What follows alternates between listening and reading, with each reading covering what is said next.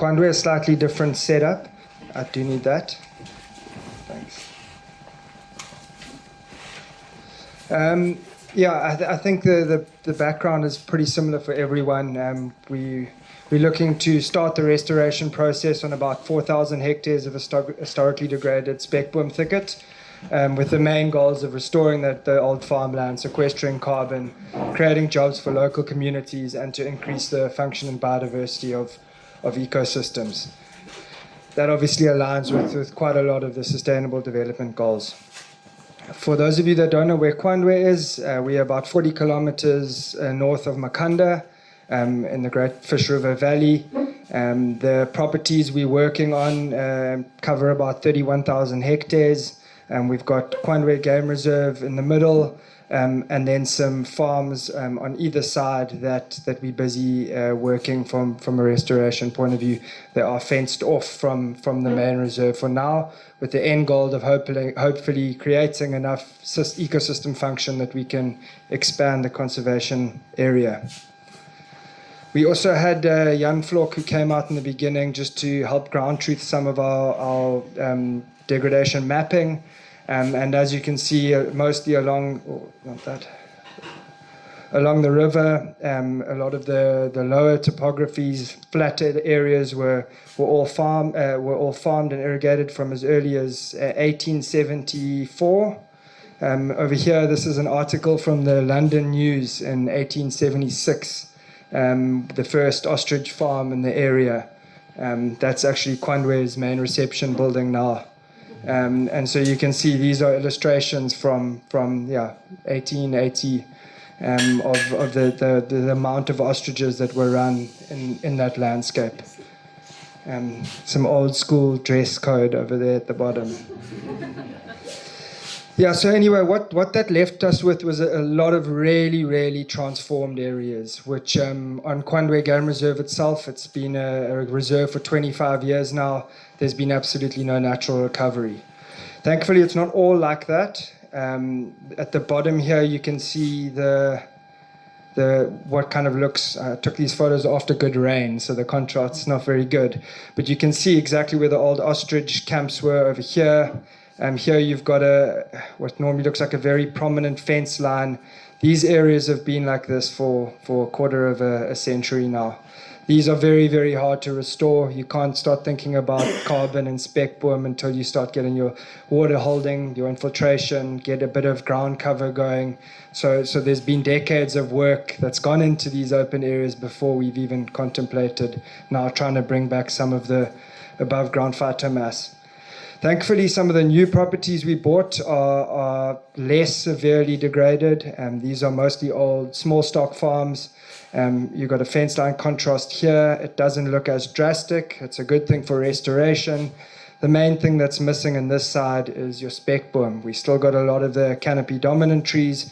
We've actually got a reasonable herbaceous layer where the erosion hasn't taken away the surface soil.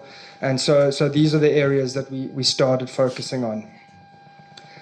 The process is a lot less complicated than Yapi's, because after I spoke to him on the phone, I realized it sounded like way too much work.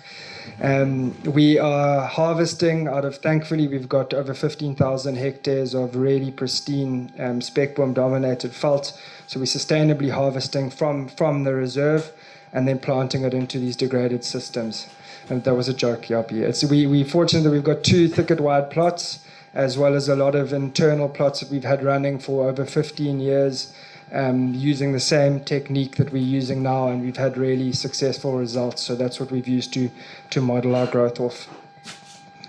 So basically harvested, we dry them out a little bit, especially if it's wet, in a shaded area, just to create a seal on where they've been cut. We have been finding that when it gets planted into very wet soil, we're getting a very high prevalence of termites eating their way up right through the stem. Then pretty much 10 to 12 centimeters into the ground, and if it's very dry, a little bit of water is added, and then hope for the best. So since we started in September 2022, we've planted 3.4 million spekboom cuttings, covering an area of 1,200 hectares, average density of 2,830 per hectare, and we've got 3 teams which is 45 staff, 2 that are planting, and 1 harvest team. Sorry? So just, I think, where some lessons can be learned here now is we got some different contexts. This is old small stock farming. You can see very clearly there's a fenced down contrast with our neighbor. We still got quite a lot of canopy species in here. Very good herbaceous layer. Spekboom's almost entirely gone. These are the sites we planted first. And so this was from September 2022 until March 2023, just under 700 hectares. We've had really, really good establishment in these sites because we've got control over herbivory, or so we thought. These areas are fenced off, and we've taken all of the game out of these areas. So we planted everything looked good, very happy, saw some really good initial establishment signs. You can see if you look carefully, all of these little spekboom truncheons. This is about 18 months after they're planted. All of them still upright, all of them have rooted beautifully, but they were not growing too well. And the thing that we didn't consider well enough is Dicus, Steenbok, and scrub hares.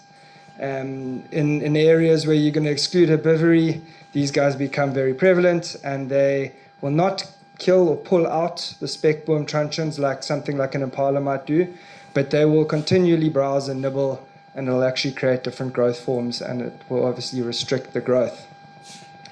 So yeah, we planted some 20 mils roughly in basal diameter, and then some larger ones as well, over 35 mils, but I'll get to that in a bit. This is on Kwandwe Game Reserve. It's only about 100 hectares, and we did it as a bit of a trial site. It's got a very high density of black rhino, elephants, full carnivore complement, and obviously a lot of general game.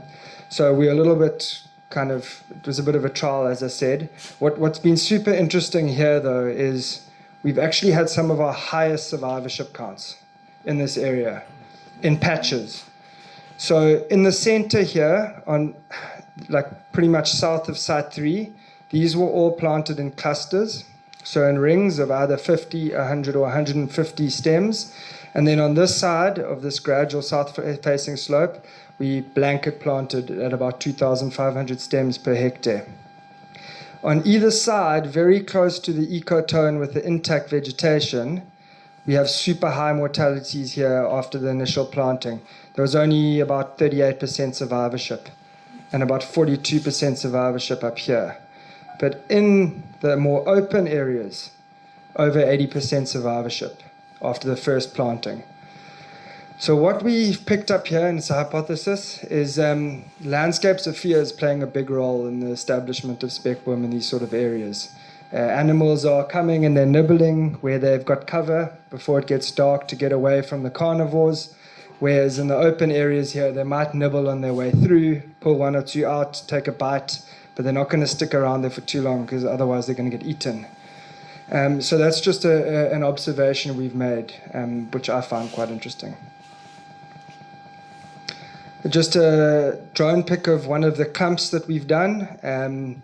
This is 100 stems in here, I think it's 150, and just you can kind of a higher aerial image of what they look like. The thinking behind these clusters is these are really, really transformed areas.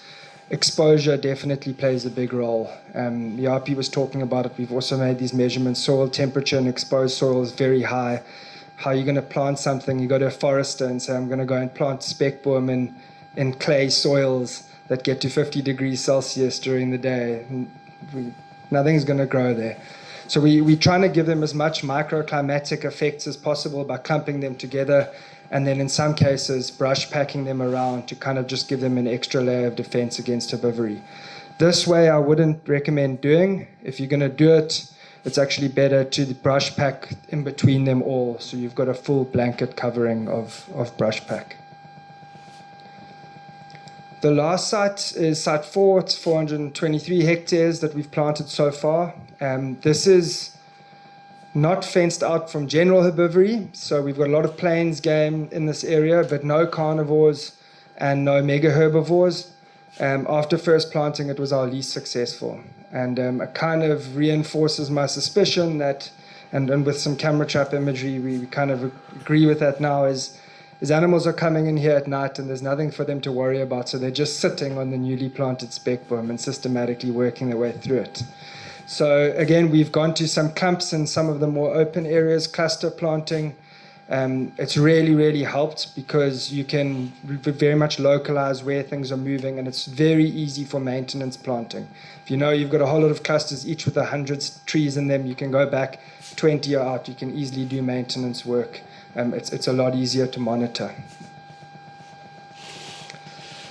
Just some interesting growth forms that we've got so far from the original, the first batch of planting. We planted a lot of different sizes and growth forms next to each other to be able to compare. These taller, skinny guys, not good. They get blown around a lot by the wind, so you can imagine evaporation is a big problem. They get nibbled very easily by any steenbok or duiker that's coming past, and they have very little protection at the base unless you're going to plant it into a nurse plant or somewhere that has got a bit of protection. A little guy that's got a bit more stems gives a bit of shade around the ground at the root. Won't have shade throughout the whole day, but there's no doubt in my mind that there's more microclimatic effect taking place from the time it's been planted there. We've had much better success. There's another example. This was actually one of the first sites that was a single stem that was planted, and we're starting to see some really good multi-stem growth 18 months in, which I think is a really good sign. This is in the middle of a little steenbok's territory, and that's what they look like. So if you see that, you know you've got too many steenbok. And then this is what we're seeing on some of the bigger ones. The bigger basal diameter truncheons have been really good, and survivorship's been very high. And they start getting so top heavy already that a lot of them have actually started going and almost touching the ground. And all of these shoots coming off the top here, that's all growth since planting. So I think that there's enough evidence, at least we believe, that this kind of trial and error method that we're taking is working in certain cases. This is what we're doing a lot of now, because we had a very dry spell from October until February, March, October last year. Everything that we planted that was too small or didn't have enough microclimatic protection around the base died. But there's a 3-month window. Things that were bigger, that were planted, they managed to survive that initial rough spell, and they've actually now got into a growth phase. So my idea here is to aim closer to 35 mil basal diameter and plant as bushy as possible little bonsai speckies, because you've already helped with that next phase of getting that skirt going, getting a little bit of protection around the base. You're going to only speed up your chance of infiltration, other seeds establishing underneath that skirt. So this is what we, and also if you do have impalas in the area, they seem to nibble. These hold a lot better, less likely to be blown over by the wind.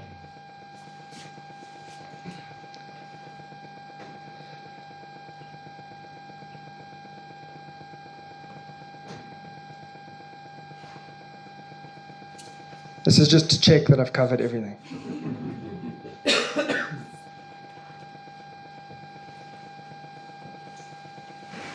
Yeah, I think this last point, I'll just, to finish up quickly, everyone's got a different context. We've got different histories. We've got, we're dealing with lands in different states.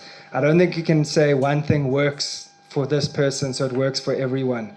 You've got to be adaptive in the way you approach these things. There's some areas that we planted in the beginning that I'm thinking to myself now, what were we thinking? We have to go back and take a completely different approach. So, yeah, I guess that's it in summary. Oh, and this routine maintenance. You've got a 3-month window if you've had reasonable rain. If you're going to plant a unrooted cutting, you've got a 3-month window where you can go back and replant that if it's not too windy and dry before that dies. So you don't end up going and harvesting all the spekboom and only 30% of it actually starts establishing and rooting. You've got to do routine follow-ups of recently planted areas, and anything that's not in the ground, replant. We've seen huge success by doing that and timing that properly. Thank you.